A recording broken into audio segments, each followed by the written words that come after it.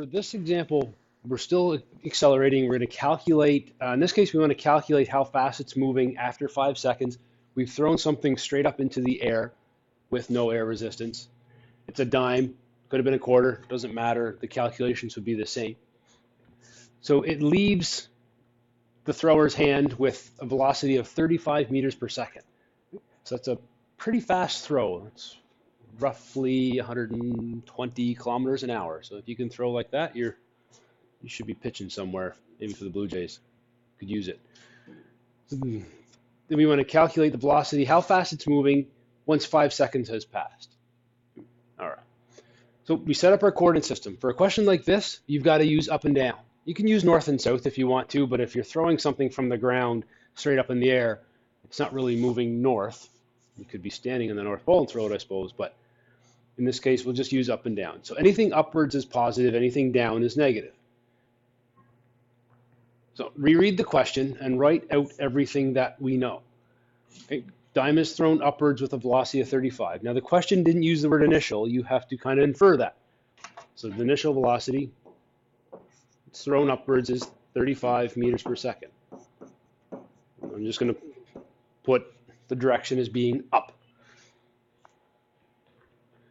We want to calculate the final velocity. Okay, so we want to calculate the final velocity. That's my question mark. 5 seconds later. So the time is 5 seconds. We're missing a key piece of information that we've been working with. This whole section is about acceleration, but there's nothing given in the problem.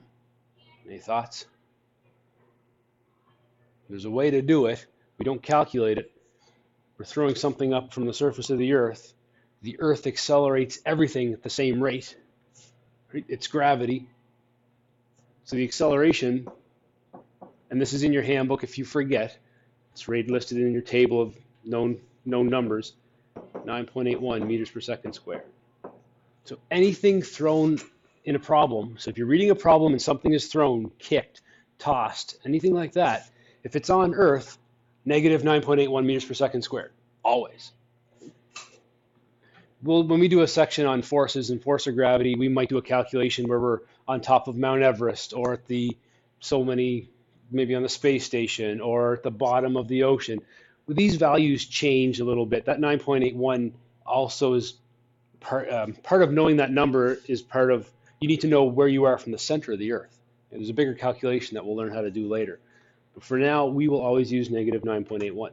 Okay, so it's a number you need to know how to get. It's in your handbook. You'll use the reference. Now we've got our 4 variables, and we just don't know our final velocity, so we can figure this out. Let's check for a formula. Well, we have our formula. A equals VF minus VO. Final minus initial divided by time. Substitute the values in and solve it out. So A is negative 9.81. Final velocity is what we're looking for.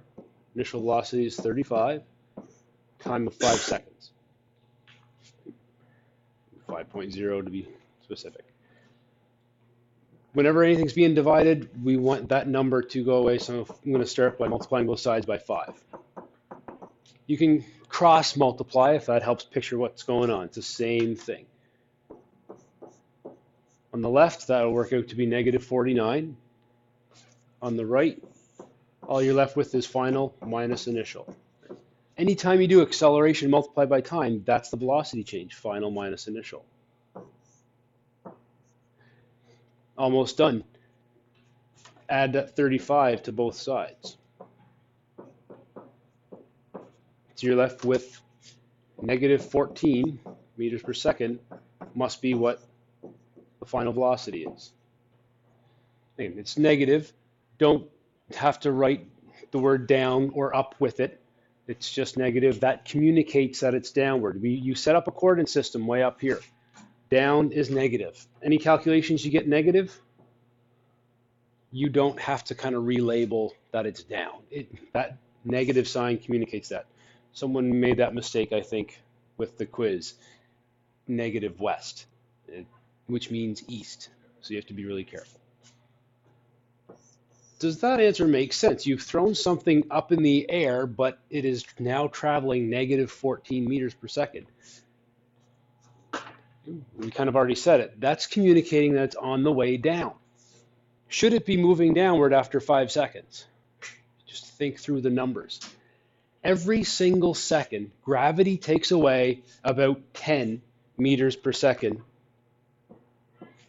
each second. So if you throw something up at 10 meters per second, 1 second later, it's going 0. It's done moving for that instant, right? Because gravity is taking away about 10 meters per second of velocity from it. Well, 2 seconds later, it loses 20. 3 seconds later, it loses 30. This thing just started moving at 35 meters per second. So in about 3.5 seconds, it's lost all of its velocity and it's starting to fall down. So this thing is falling down for about 1.5 seconds.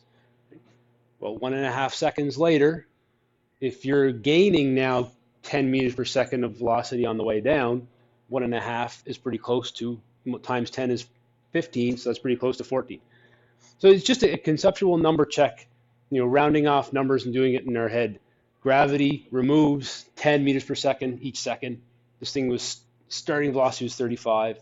So yeah, it should be on the way down, and it should be ballparked around 14. It was falling down for about a second and a half.